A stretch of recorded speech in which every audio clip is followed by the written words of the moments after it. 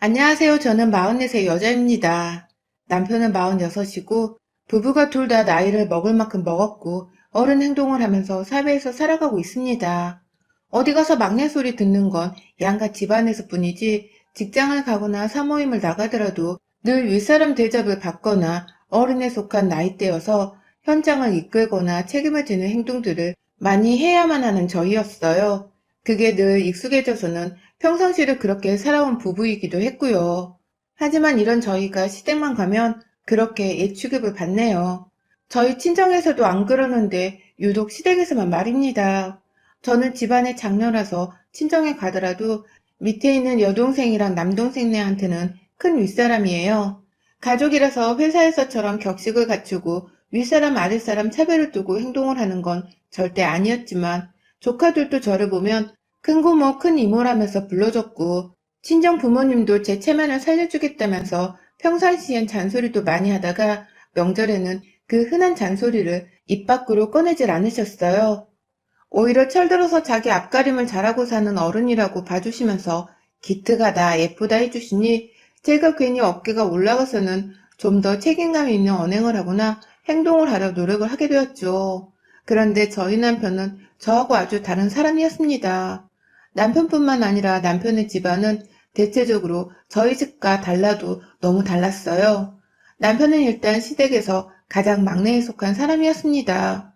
저희 집과 마찬가지로 위로 누나 하나에 형 하나가 있는 삼남매 집안이었는데요. 가장 막내였던 저희 남편은 확실히 막내라 그런지 예쁨을 참 많이도 받고 자란 듯 했어요. 그런데 시어머니의 태도나 형님, 그리고 아주버님의 태도가 좀 우습더라고요. 보통 막내라고 하면 가족 사이니까 순수하게 예쁘라고 또 뭐 하나라도 더 챙겨주고 싶은 마음이 들잖아요. 저는 제 동생들과 그 가족들을 보면 괜히 떡 하나라도 더 먹이고 싶은 그런 마음이 들곤 했거든요. 그런데 저희 시댁은 딱 남편한테만 떡 하나를 더 먹이면 먹였지 절대로 저한테는 그 떡을 나눠주려고 하질 않으셨습니다. 철저히 남편의 몫과 제 몫은 나누려고 행동을 하셨죠. 일단 저희 시어머니께서는 제 위로 형님이 한 분 계셨음에도 불구하고 맏며느리 대접을 해주기는커녕 오히려 막내인 저를 향한 구박을 하는 대접에서만 더 초점을 맞추셨어요. 처음 결혼을 할 적부터 같이 맞벌이로 일을 하는 여자라는 게 상당히 마음에 들지 않는다면서 제게 일방적으로 직장을 그만두고 남편 내조나하라고 잔소리를 퍼부으셨던 분이셨거든요. 그게 합리적이지 못하고 또 결혼으로 인해서 여자 혼자만 희생을 해야 한다는 너무나 고리타분한 생각에서 비롯된 언행이라는 걸 너무나 잘 알고 있었기 때문에 저는 당연히 반대를 했습니다. 결혼을 한다고 해서 내가 일을 그만두는 일은 절대로 없을 것이니 그 일에 관해서는 다시 언급을 하지 말아달라면서 확고하게 말씀도 드렸죠. 그 문제에 관해서는 제 남편도 저를 치켜 세워주면서 분명하게 제가 일을 하는 것에 있어서 찬성을 하는 뜻을 밝혔고요. 하지만 저희 시어머니는 그 후로부터 찾아오는 명절마다 저한테 꼭 그런 말씀을 하시더라고요. 밖에서 일하고 들어오는 여자애가 집안에서 살림을 제대로 한 적이나 있었겠어? 뭐 하나라도 내가 더 가르쳐서 서울로 보낼 거니까 그럴 줄 알아라. 큰애 너는 가만히 있고 막내 너 나 따라와. 라고 말입니다. 이런 식으로 저를 향해서 제가 회사를 다니는 사람이니 살림을 잘 할 줄 모를 거라면서 그러니 명절에 시댁에 와 있는 동안에는 제대로 살림살이를 가르치다가 서울에 보낼 거라며 보란 듯이 저 혼자한테만 일을 강요하셨습니다.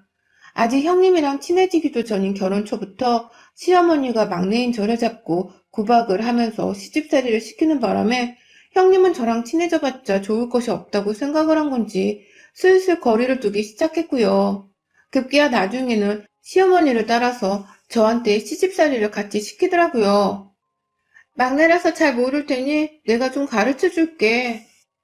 라고 하신다거나 어머님, 너무 소리 지르시면 목 아파요. 이런 건 제가 따끔하게 가르칠게요. 라고 하면서 화내는 시어머니 옆에서 한마디씩을 꼭 거들면서 시어머니 편을 들었어요. 제사상 위에 음식을 놓는 것부터 음식 재료 준비를 하는 것까지 하나하나 차근차근 가르쳐 주시면 될 텐데 그런 건 다 생략을 하셔놓고는 왜 기억을 못해? 내가 저번에 어떻게 만들라고 했지? 분명히 가르쳐 줬었는데 왜 그걸 금세 까먹어서는 사람을 더 힘들게 만드냐고. 라고 하면서 절 나무라셨습니다. 제사 음식 만드는 게 이리도 혼이 나야 하는 일인 줄은 전 결혼을 하고 나서 처음 알았어요. 가족들끼리 오순도순 모여서는 즐겁게 요리를 하면서 부탁할 게 있으면 차분히 부탁을 해도 될 문제인데 너무 보란듯이 저를 까내리고 비하하면서 혼부터 내려고 하는 게 여간 스트레스가 아니었어요. 왜 병원에서 간호사들이 태움 문제를 겪는다고 하잖아요. 괜히 선배한테 갈굼을 당하거나 욕을 먹는 문화 말입니다. 제 친구 중에 대학병원 간호사로 일했던 친구가 있어서 그 문화에 대해서 들어본 적이 있었는데 딱 제가 그 꼴이더라고요.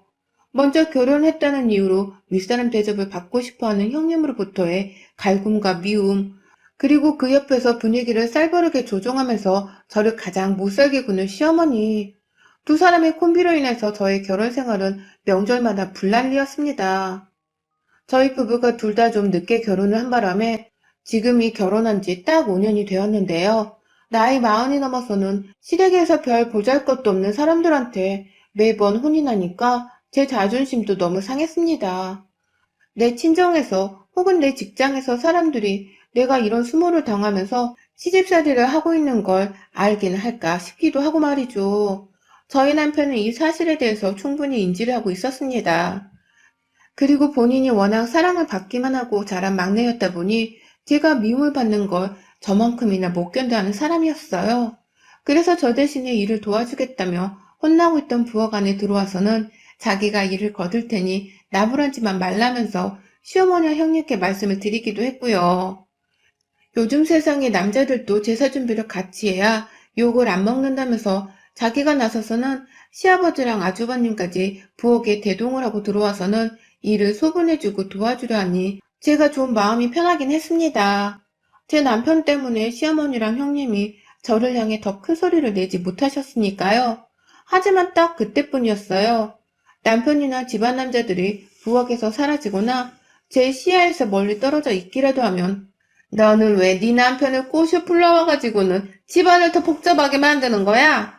언제부터 제사 음식을 남자들이 차렸다고? 네가 집에 가서 네 남편 꼬셔서 명절 내내 부엌에 들어와 달라고 조른 거냐? 그렇지 않고서는 평생 부엌 안에 들어와 보지도 않은 애가 왜 이렇게 자주 들어오는 거야? 너 설마 서울 가서도 허구한 날 내 아들한테 요리하라며 부엌에 데려다 놓는 건 아니지? 라면서 참고 있던 말들을 막 해대셨죠. 그러니 저도 2, 3년은 어떻게든 남편 도움을 받으며 참아보려 하다가 더는 안 되겠더라고요. 어차피 남편이 내 옆에 없으면 내가 또 욕을 먹을 게 뻔한 거였으니 그냥 처음부터 남편에게는 괜히 옆에 가서 분란을 만들지 말아달라고 부탁을 하는 지경에까지 이르렀어요. 시댁 집안 꼬라지가 이 모양이라서 저는 막내 아들의 막내 며느리였음에도 불구하고 그 흔한 예쁨조차 받지를 못했고요. 시어머니는 보란듯이 자기 막내 아들은 예뻐 죽겠다면서 뭐 하나 더 챙기려고만 하셨고 저한테는 막내니까 오히려 보고 배우라면서요. 이렇게 저는 결혼 초부터 미운 털이 박혀서는 이 집안에 들어왔고 친해지면 다 괜찮아질 줄 알았는데 오히려 형님까지 시어머니의 편에 서서는 저를 골탕 먹이고 혼내는 재미에 빠져 사시는 바람에 철저한 외톨이가 되었습니다. 시댁에서는 제대로 된 막내 며느리는커녕 늘상 손에 뭔가를 쥐고서 일을 해야만 하는 가정부 비슷한 게 되어 있었어요. 늘상 긴장을 하다 집에 돌아오면 완전 녹초가 되어서는 아무것도 하지를 못하고 먹지도 못한 채 누워만 있다가 도로 회사에 출근을 시작하곤 했죠. 그러다 이번 추석에도 예외는 아닌 저희 시집살이가 또 벌어졌어요. 저희 집안은 추석이 다가오기 전에 반드시 벌초를 합니다.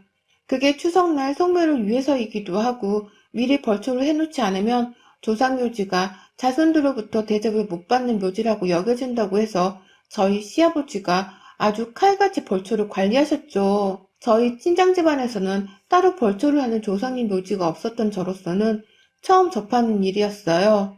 이게 보통 추석 2주 전까지는 벌초를 완성해야 한다고 하더라고요. 하지만 매번 저희 부부는 서울에서 직장을 다니고 있었고 그건 아주버님네도 마찬가지셨기 때문에 미리 시댁에 내려와 벌초를 돕는다는 것이 사실상 불가능했습니다. 꼭 해야만 한다면 직장을 다니지 않는 큰 형님만이 내려와서 시댁 벌초를 도와야 하는 상황이었죠. 지금까지는 형님께서도 먼 거리를 혼자 오고 갈 수 없으니 벌초를 참석하지 못하셨고, 저희 부부가 참석을 못했던 바람에 그간의 벌초는 남편과 아주버님이 돈을 모아서 벌초 대행 업체를 이용해 의뢰했었다고 해요. 가격은 한 묘에 10만 원이 조금 넘었다고 하고요. 그러다 올해 벌초에 대한 일정과 계획이 조금 틀어졌습니다. 작년과 올 설에도 시어머니의 성화에 못 이겨 시댁을 찾긴 했었으나 이번에 남편 친구분이 코로나에 걸리게 되면서 남편이 좀 긴장을 한 듯 하더라고요. 그렇다고 시어머니의 성화를 저버린 채 아예 시댁을 찾지 않을 수도 없는 노릇이었고 이걸 어쩌냐면서 한참 저랑 얘기를 하다가 결국 남편이 먼저 휴가를 앞당겨서는 추석 전 벌초 시기에 주말에 잠깐 시댁을 가는 게 어떻겠냐고 하더라고요.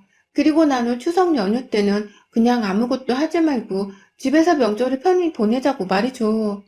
솔직히 저로서는 너무 혹한 제안이었습니다.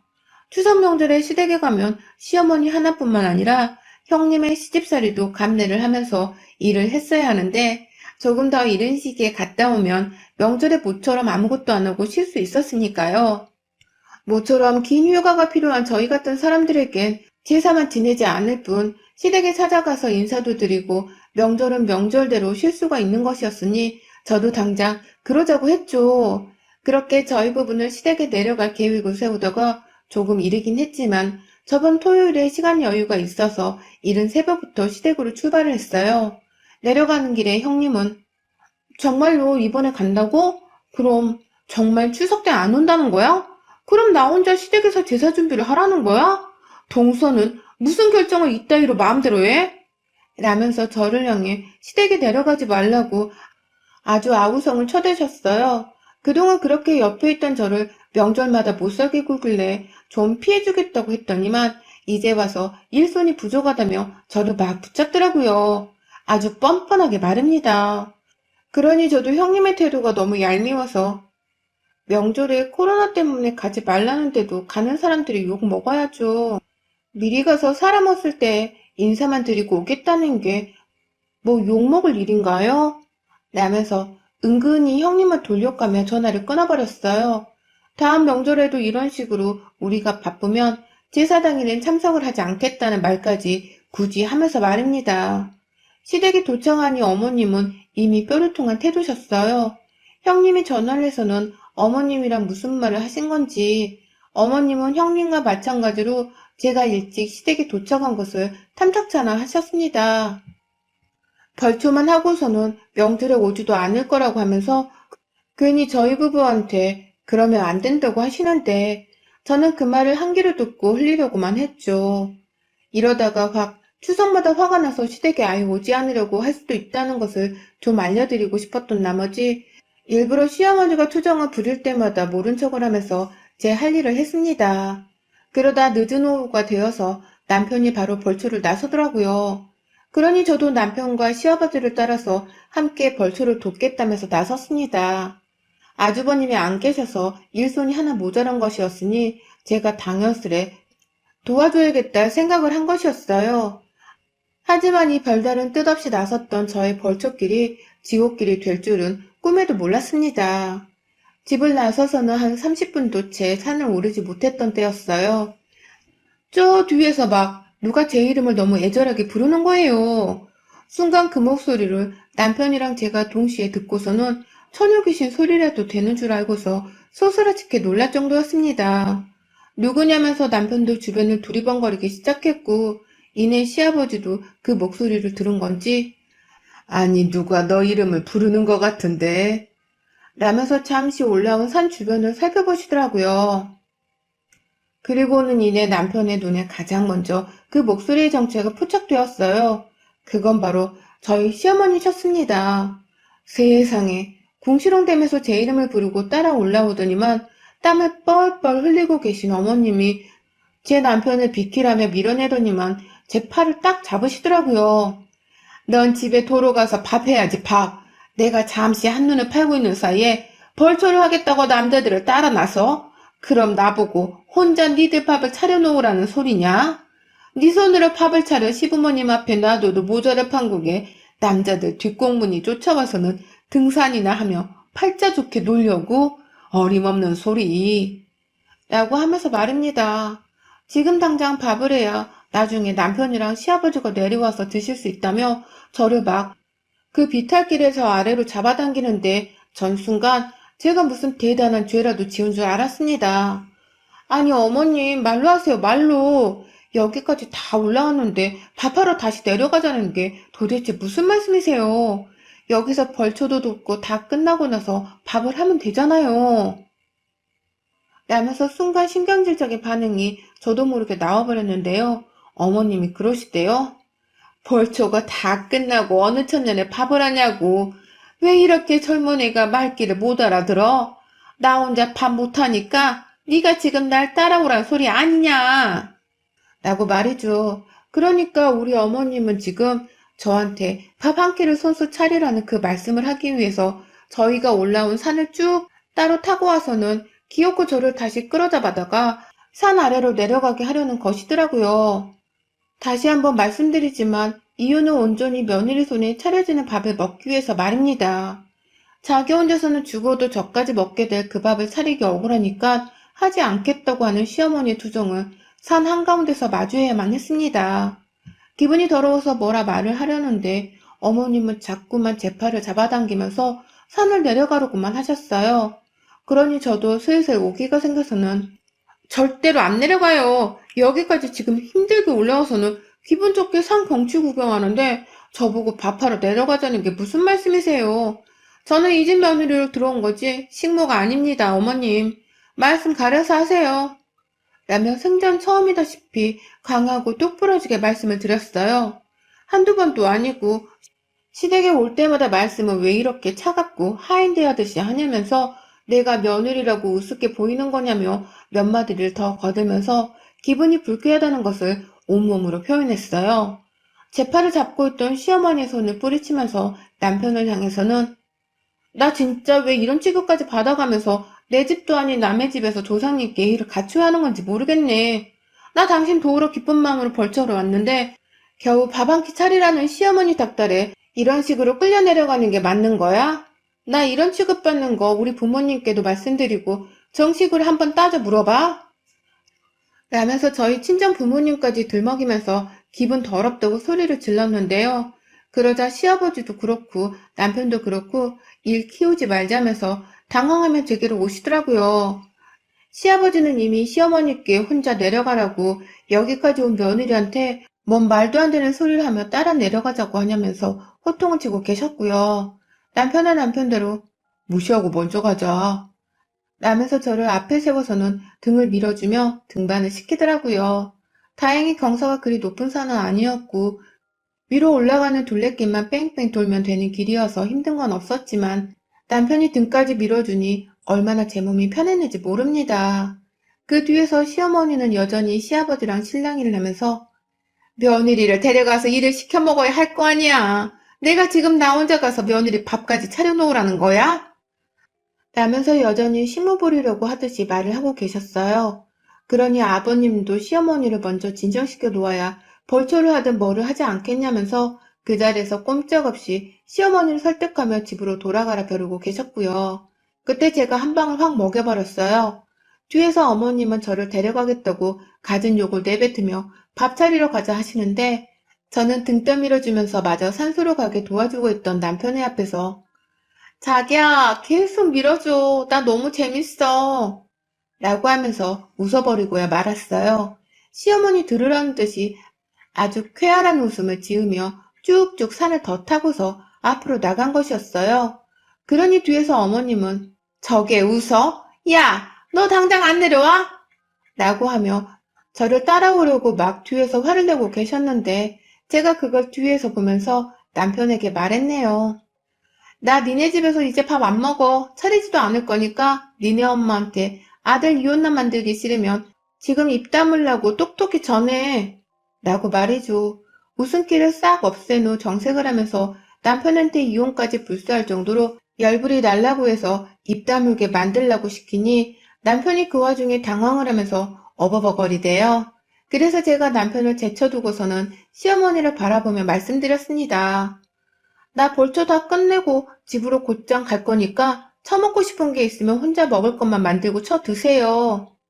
나한테 밥 차리라 마라 지랄하며 강요하지 마시고요. 이번 추석은 당연하고 다음 설부터도 명절에 나 볼 생각 마세요. 보자 보자 하니까 남의 집 귀한 딸을 지네 집 식모마냥 부려먹으려고 작정을 했네 아주. 이런 집구석에선 나도 며느리 대접 받을 마음 없고 며느리 집도 더는 안 해요. 이런 며느리 싫으면 당신 아들한테 이혼하라 하세요. 나도 그건 바라는 바니까. 라며 보란듯이 남편의 멱살을 끌어잡아 당기며 뭐해? 산소로 앞장서지 않고 라며 길잡이를 종용했어요.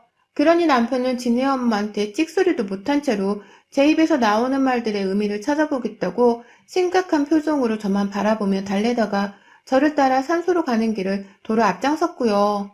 그러니 시아버지도 아휴 진짜 이사다니 결국 나네 라면서 시어머니를 향해 확 진짜 라며 신경질을 부리는데 제 심장이 다 괜히 쪼그라들었어요. 그러니 그 앞에서 그 소리를 듣고 있던 시어머니는 오죽했겠나요. 혼자 풀이 죽어서는 아무 대꾸도 못하고 다시 산을 내려가시는데 그 뒷모습이 어찌나 처량하고 볼품이 없던지요. 남편이 자꾸 내려가는 어머님의 뒷모습을 바라보니 시아버지는 지나가다 말고 자꾸 뒤돌아보지 말고 네 마누라부터 챙겨 이 자식아. 너 그러다 늙어서 인생 볼품없어진다. 라고 딱 한마디 하고 가시는데 우리 아버님은 제가 봐도 정말 멋있습니다. 그러니 남편도 알겠다며 당장 옆에 있는 저부터 챙기려 했고 저도 남편 손에 벌초까지는 어찌저찌 즐겁게 끝을 내놓 산에서 내려와서는 아까 말했던 것처럼 시댁으로 가지 않고 바로 서울로 출발했어요. 아버님도 내심 아쉬웠던지 더 험한 꼴 보지 말고 그냥 가라면서 저희를 배웅해 주시더라고요. 그래서 잘 인사를 드리고는 서울로 돌아왔습니다. 그 덕에 저는 졸지에 이번 추석도 없어졌고 시댁도 하루 당일치기로만 끝을 내버렸네요. 그러니 시어머니도 형님도 이대로 진짜 저희 부부가 추석에 안 내려오는 건가 싶어서 번갈아 가며 연락을 하고 싶다며 전화를 걸어오는데 제 정신이 너무 없던 바람에 더 해코지 당하고 싶지 않아서 일절 차단을 했습니다. 우리 형님 이제 혼자서 시집살이를 다 해야 할 텐데 구박할 동서가 없어서 얼마나 지루하실까요? 우리 어머님은 또 어떻고요? 부디 지들끼리 즐거운 추석을 보내길 진심으로 바라며 저는 일단 뒷전으로 후퇴합니다. 여러분의 생각은 댓글로 남겨주세요. 오늘도 시청해주셔서 정말 감사합니다.